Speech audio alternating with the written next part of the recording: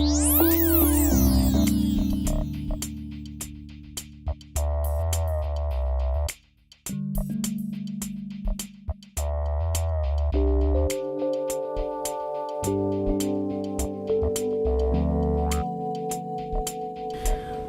to Verona True Crime. I'm Bryn, a member of the investigation department at the Verona Police and the host of this investigative show. Today we're going to dig into the death of Tybalt, a Capulet. He was killed by Romeo, the son of the Lord and Lady Montague. Today I have with me Jair, a social analyst. Hello. McKenna, a detective. Good morning. And later Amanda, a social analyst and investigative reporter, will join us. Alright, let's dive in. So Tybalt's death was one of the many effects of Mercutio dying. An event that led up to this was the Capulet party, when Romeo, a Montague, snuck into the party in order to meet Juliet, Lord Capulet's daughter. Tybalt saw Romeo and wanted to kick him out.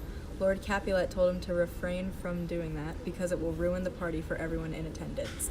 Annoyed, Tybalt listened to Lord Capulet. When Tybalt first saw Romeo and disliked him without a second thought, this showed the heat and intensity of the feud between the two houses.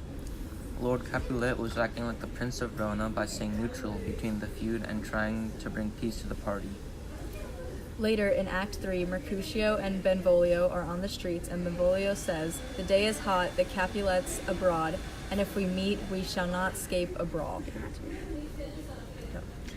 Benvolio's reason for wanting to leave the streets was the heat, which makes people more irritable, and he knew the Capulets would start a fight if they crossed paths. Mercutio tells Benvolio, as he is suggesting that he and Mercutio leave the square, that Benvolio is a very quarrelsome person who would fight over small, insignificant matters. I found that Mercutio also foreshadowed to the coming conflict by saying, "And there were two such, we should have none shortly, for one would kill the other." Mercutio was saying that if two quarrelsome people met up, they would certainly kill each other. This foreshadowed that there was going to be fatal conflict. Benvolio then pointed out that Mercutio was more quarrelsome than himself, adding to his reason to leave the square to prevent a fight.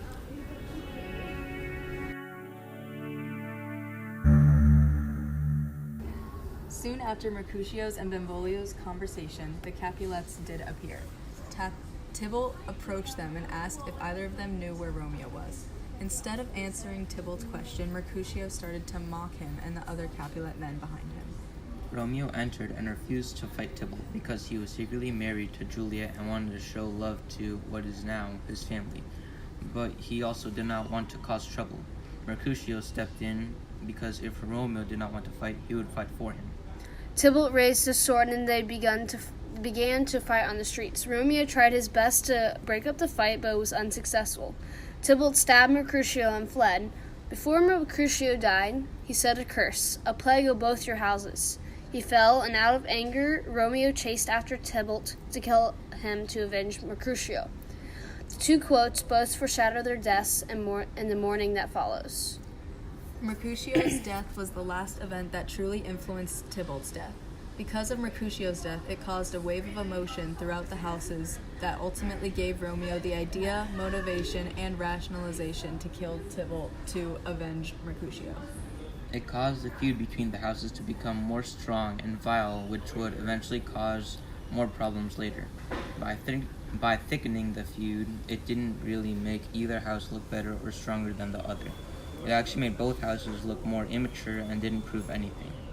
This result is foreshadowed through what Mercutio says as he's falling to the ground, dying. Or I shall faint, a plague of both your houses. They have made worms of me. I have it, and soundly too. Your houses.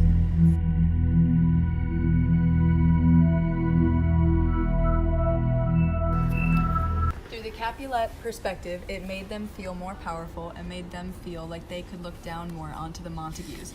Whereas through the Montagues' perspective, it was evil and hateful to do such a thing. They thought that Mercutio was not in the wrong in the situation, and that Tybalt was the one that really should have died in the fight, which is another reason why Romeo ran after Tybalt. The fight between Mercutio and Tybalt began when they arrived to the same place and started to pick a fight with each other and call each other names and try to put shame on them and their houses to make the other look inferior. The feud that the two houses have is the only true known reason they started bickering.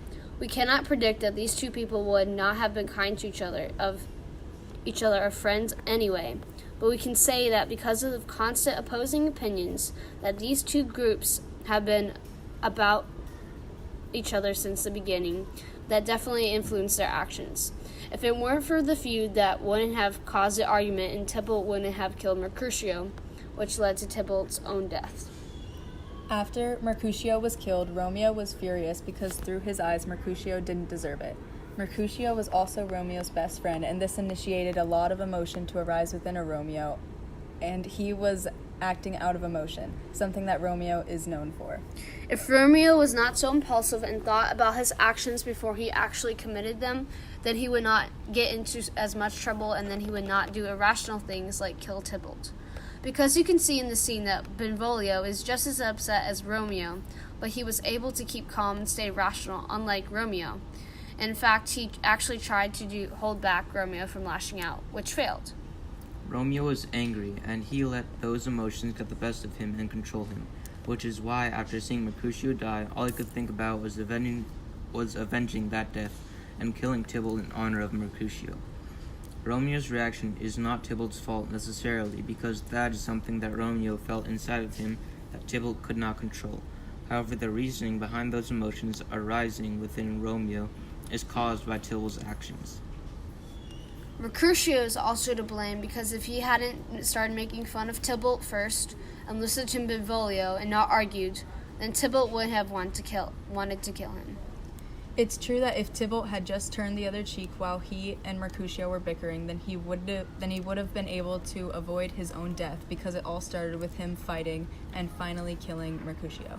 If he had turned the other cheek and walked away, though, then he would have seemed like he was afraid of being beaten by Mercutio, or worse, being beaten by Montague, which had made people lose respect for him.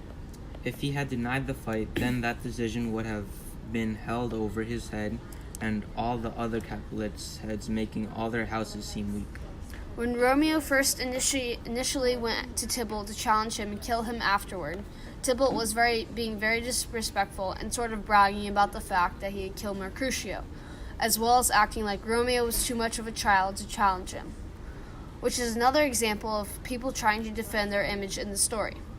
Thou wretched boy, that didst consort him here, shouts with him hence.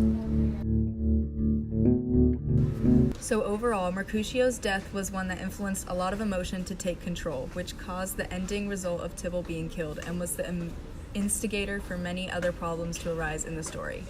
After Tybalt dies, there are some societal consequences of his death, especially where the families are concerned. Now let's go to Amanda for a more in-depth analysis of the societal impact of Tybalt's death. The quote, "What storm is this that blows so contrary? Is Romeo slaughtered and is Tybalt dead? My dearest cousin and my dearer lord," sums up Juliet's entire emotional turmoil. She doesn't know what side she's on, the side of her family or of her heart. She knows that she should side with her family, because that is what is expected from her, and it would seem strange if she hadn't. But her dearest love was also just banished for murder, and she has no idea when, if ever, she might see him again. After the deaths of both Tybalt and Mercutio, the Capulets and Montagues go to the prince to demand justice from the other family. He is not pleased with either family, because earlier in the play he said, "If you ever disturb our streets again, your lives shall pay the forfeit of the peace."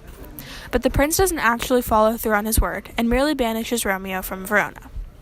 But Romeo himself could have prevented the anguish and hate that is caused in this story, simply by ignoring Tybalt and leaving them alone. The entire scene was caused by Tybalt, who insulted Romeo by calling him a boy, and Romeo and Mercutio retaliated poorly. The blame is not just on Tybalt and Romeo, though. Mercutio and Benvolio could have gone somewhere else to avoid public confrontation with the Capulets, especially because they realized that it was a hot day and tempers were running high. They could have also just walked away from the situation and chosen not to engage, even if they felt that they were being disrespected and that their dignity would suffer if they did not fight. Unfortunately, this is all of the time that we have for today, but I would like to thank our guests, McKenna and Jair, for helping educate us on the death of Tybalt, the foreshadowing, and the aftermath. No problem. Thank you for having us. Yes, I do always enjoy speaking to the young people about the story of Romeo and Juliet, especially important parts like Tybalt's death. That's awesome. Well, everyone, thank you for listening to Verona True Crime and hope you'll be here next week.